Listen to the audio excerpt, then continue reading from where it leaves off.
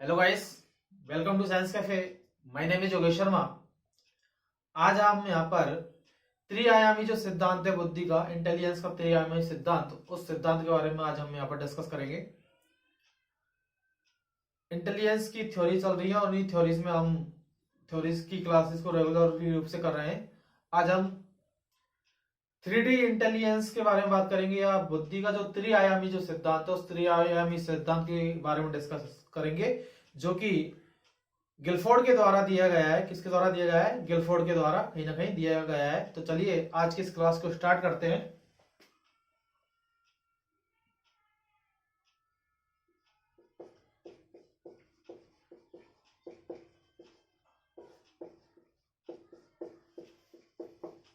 त्रिआयामी सिद्धांत या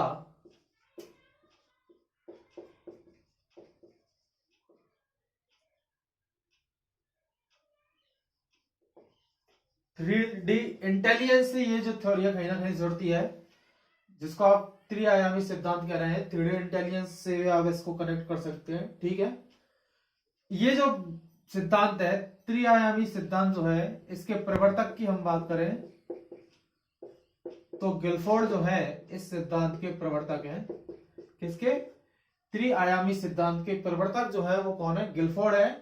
अर्थात गिलफोर्ड ने त्रिआयामी सिद्धांत दिया है, जिसको आप 3D इंटेलिजेंस से जोड़ सकते हैं। कहीं ना कहीं त्रिआयामी सिद्धांत से आप इसको जोड़ सकते हैं। इसी सिद्धांत को जो है बुद्धि का संरचनावादी सिद्धांत भी कहा जाता है। क्या कहा जाता है? मैं इधर लिख देता हूं, बुद्धि का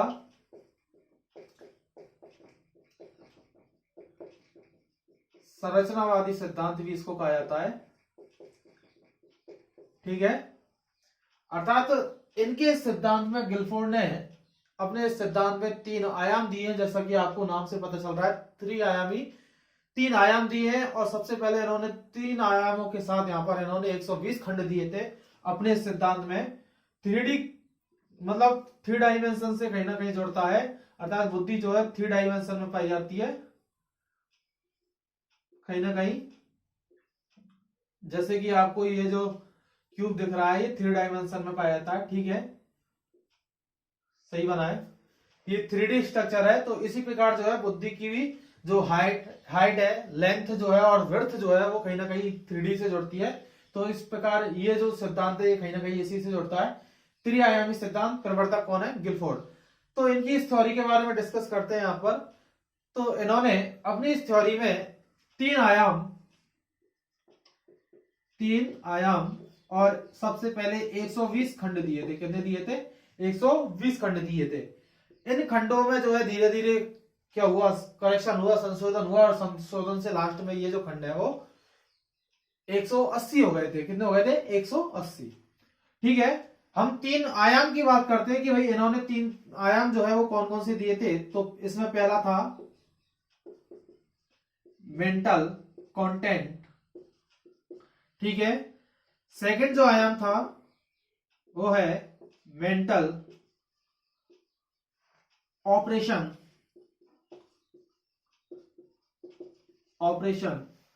और थर्ड जो आयाम है वो है mental mental content, mental operation, और थर्ड जो आयाम दिया गया है वो है इनके द्वारा, वो है प्रोडक्ट, मेंटल प्रोडक्ट, ठीक है। 3 आयाम इस प्रकार दिए गए हैं: मेंटल कंटेंट, मेंटल ऑपरेशन और मेंटल प्रोडक्ट। यहां पर आप जो है मैं इनको हिंदी में भी लिख देता हूं। मेंटल कंटेंट को बोलते हैं यहां पर, कंटेंट का मतलब है विषय वस्तु से। किससे? विषय वस्तु से, विषय वस्तु, ठीक है। ऑपरेशन का मतलब है संक्रिया। क्या? संक्रिया। और अगला जो है वो है मेंटल प्रोडक्ट, मतलब उत्पाद की यहां पर बात की गई है, ठीक है। मेंटल कंटेंट में इन्होंने मेंटल कंटेंट में यहां पर 5 भागों में क्लासिफाई किया है। मेंटल जो ऑपरेशंस है उनको 6 भागों में, और देन मेंटल जो प्रोडक्ट है उनको भी 6 भागों में क्लासिफाई किया गया है, ठीक है। इस प्रकार यहां पर जो है आप यदि 5 × 6 × 6 करते हैं तो 180 जो खंड है वो आपको यहाँ पर दिखाई देता है। ठीक है, 5 × 6 × 6 करेंगे तो 180 जो खंड है वो यहाँ पर आपको दिखाई देते हैं। मेंटल कंटेंट क्या है कि जो हमारी बुद्धि जो है, जो हमारी जो इंटेलिजेंस है, ये बुद्धि जो है सेंसर्स के माध्यम से, क्या सेंसर्स के माध्यम से जिन सूचनाओं को जो है कहीं ना कहीं एकत्र करती है बुद्धि, ज्ञानेंद्रियों के माध्यम से जो जो कंटेंट जो है, जो कंटेंट को ग्रहण करती है बुद्धि, उसको हम क्या कहेंगे, कंटेंट कहेंगे, विषय वस्तु करेंगे। किसके माध्यम से ग्रहण करेगी, सेंसर्स के माध्यम से। ठीक है, ऑपरेशंस क्या है कि जो विषय वस्तु जो ग्रहण की गई है उस विषय वस्तु के प्रति होने वाली जो क्रिया जो है, क्या ऑपरेशन मतलब संक्रिया या क्रियाओं से जुड़ता है, अर्थात विषय वस्तु के प्रति होने वाली जो ऑपरेशंस हैं, जो एक्टिविटी, जो एक्शंस है, वो कहीं ना कहीं संक्रिया से जुड़ते हैं। और ये कितने दिए गए, 6 दिए गए। ठीक है, अब इनके बारे में बात करेंगे हम।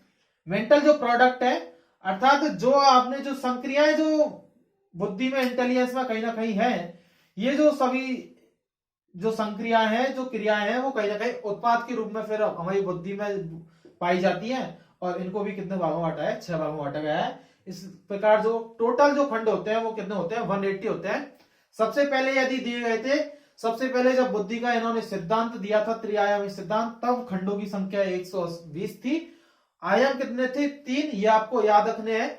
और अब वर्तमान स्थिति में हम यहाँ पर बात करें तो बुद्धि के जो खंड है वो कितने हैं, 180 खंड है। कितने, 180 खंड है। ठीक है, याद रखना आपको ये चीजें। ठीक है, अब मैं वन बाई वन जो है इनकी बात करता हूं। तीनों के बारे में बात करते हैं हम यहाँ पर। मैं मिटा दूं इसको, आपको एक को मिटाएंगे, 1 बाई 1 जो है डिस्कस करेंगे यहाँ पर। मेंटल कंटेंट की हम बात कर रहे हैं, विषय वस्तु की बात कर रहे हैं। ठीक है, यहाँ पर तो इन्होंने जो सबसे पहले जब दिया था तो इनके 4 भाग थे। कितने भाग दिए थे, 4 भाग दिए थे, जिसमें मैं यहां पर बना दे रहा हूं आपको। 4 भाग दिए थे यहां पर। पहला था शेप, जिसको आप आकृति कहते हो। ठीक है, अर्थात आकृति दी थी सबसे पहले इन्होंने, आकृति के बारे में बताया था। फिर सिंबल के बारे में बताया था। फिर वर्ड, सॉरी गलत लिख दिया मैंने, वर्ड शब्द के बारे में देखा था, या आप इसको वर्बल भी बोल सकते हो। ठीक है, वर्ड के बारे में बताया था, आकृति, सिंबल, वर्ड, और फिर जो लास्ट था वो था बिहेवियर। क्या, बिहेवियर। ठीक है, ये 4 भाग थे। मैं इनको हिंदी में लिख देता हूं। आकृति,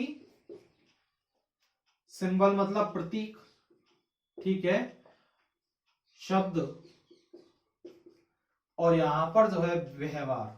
ठीक है, इस प्रकार सबसे पहले इनको 4 भागों में बांटा गया था। लेकिन 1885 में जो है यहां पर संशोधन हुआ। कब, 1885 में संशोधन हुआ और एक भाग जो है यहां पर डिलीट किया गया था। और वो जो एक भाग जो डिलीट किया गया था यहां पर, आकृति को यहां पर डिलीट कर दिया गया। किसको, ये जो शेप है, इसको शेप को डिलीट कर दिया गया था। और इसी शेप को जो है यहां पर 2 भागों में बांटा गया। कितने भागों में बांटा गया, 2 भागों में। और वो भाग कौन, सॉरी, शेप को जो है यहां पर डिलीट करके जो है यहां पर इसको 2 भागों में बांट दिया गया। कौन कौन से, श्रव्य और दृश्य। ठीक है, कितने भागों में बांटा गया है, 2, श्रव्य और दृश्य। पहले कितने थे, शेप, सिंबल, वर्ड और बिहेवियर 4 थे। लेकिन इसको बाद में क्या किया गया, डिलीट किया गया, हटा दिया गया। और इसके स्थान पर 2 नए जोड़े गए सन 1885 में, श्रव्य और दृश्य। ये याद रखना है। ठीक है, किसमें, मेंटल कंटेंट में। एग्जाम में पूछा जा सकता है, इसलिए याद रखना जरूरी है। पूछेगा तो इसी से पूछेगा, इन चारों से उसको कोई मतलब नहीं होगा। ठीक है, क्योंकि यहाँ पर डिलीट करने की, संशोधन की जो बात हुई है 1885 में, श्रव्य और दृश्य 2 जोड़े गए हैं। किसमें, मेंटल कंटेंट में। किसमें, मेंटल कंटेंट में। आप नोट करना चाहो तो कर सकते हो, मैं फिर इसको डिलीट करूंगा अभी।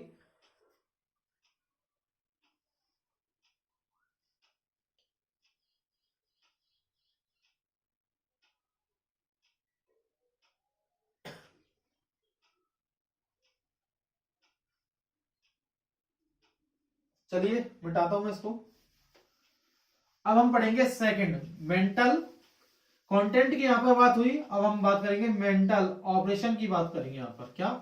मेंटल ऑपरेशन की यहां पर बात करेंगे। मेंटल ऑपरेशन, ठीक है, ऑपरेशन जिसको आप संक्रिया से जोड़ते हो, ठीक है। संक्रिया क्या है? मैंने अभी आपको बताया था कि जो कंटेंट जो है उस कंटेंट के प्रति होने वाली जो एक्शंस हैं, जो एक्टिविटीज जो है, जो क्रियाएं जो है बुद्धि के द्वारा जो की जाती है, वो कहीं ना कहीं मेंटल जो है ऑपरेशन से जुड़ती है। आपको याद रखना है। कितने दिए गए हैं? वर्तमान की स्थिति में 6 हैं। कितने? 6। हम बात करते हैं कि पहले कितने भाग थे इसके। पहले 5 भागों में इसको बांटा गया था। कितने भागों में? 5 में, ठीक है। मैं यहाँ पे एक एक करके लिख देता हूं। पहले 5 भागों में इसको बांटा गया था। संज्ञान, ठीक है, जिसको आप कॉग्निशन कहते हो। क्या कहते हैं? कॉग्निशन। संज्ञान से हम इसको जोड़ते हैं। सेकंड है स्मृति, ठीक है। फिर है अपसारी,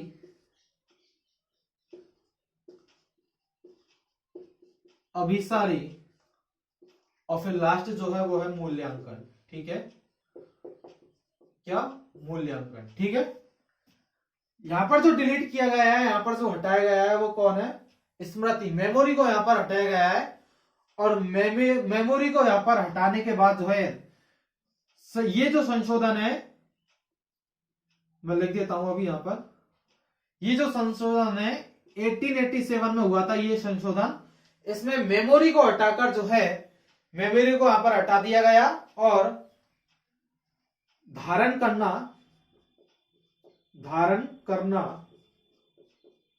और पुनः स्मरण करना,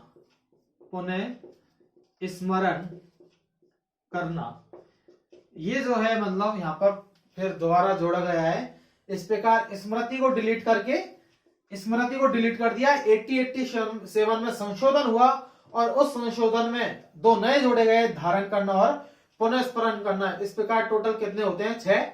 संज्ञान, धारण करना, पुनः स्मरण करना, अपसारी, अभिसारी और मूल्यांकन। टोटल जो भाग हैं वो कितने हैं? 6, ठीक है। याद रखने हैं आपको। 6 भागों में जो है यहां पर प्रस्तुत किया गया है। बात आ रही है ना समझ में? आप नोट कर सकते हैं इसको।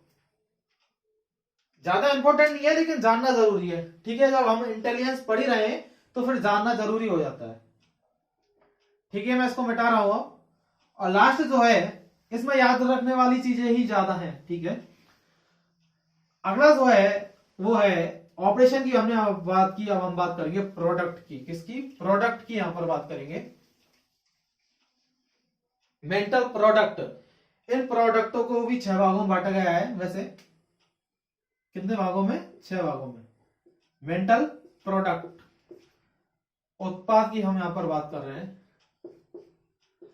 और इसके भी कितने भाग हैं? 6 भाग हैं। कितने भाग हैं? 6 भाग।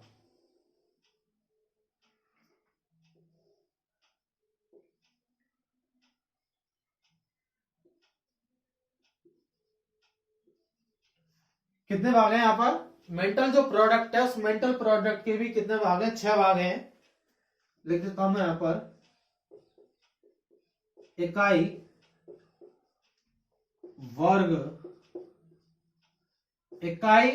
वर्ग और प्रणाली,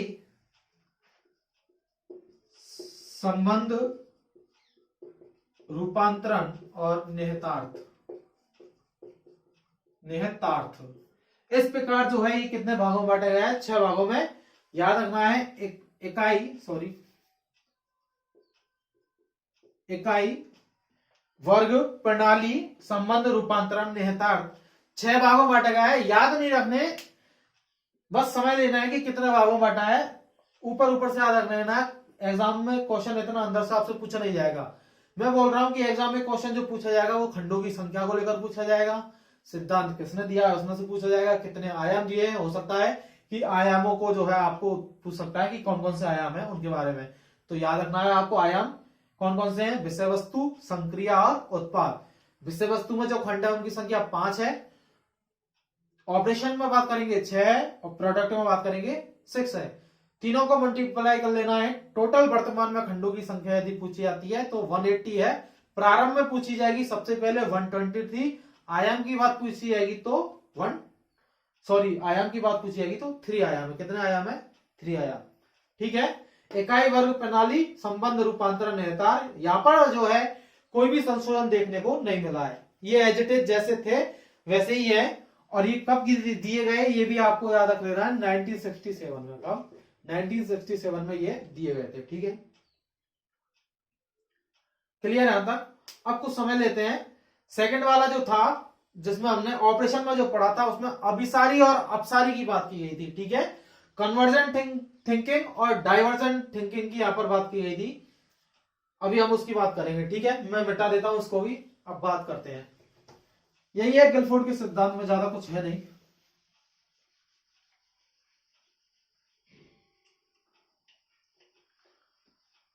देखिए अब बात करते हैं यहां पर। ठीक है,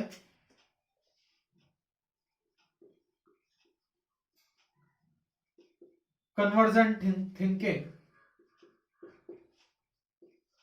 और डाइवर्जेंट थिंकिंग।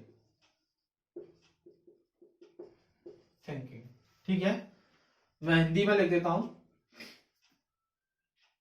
अभिसारी और अपसारी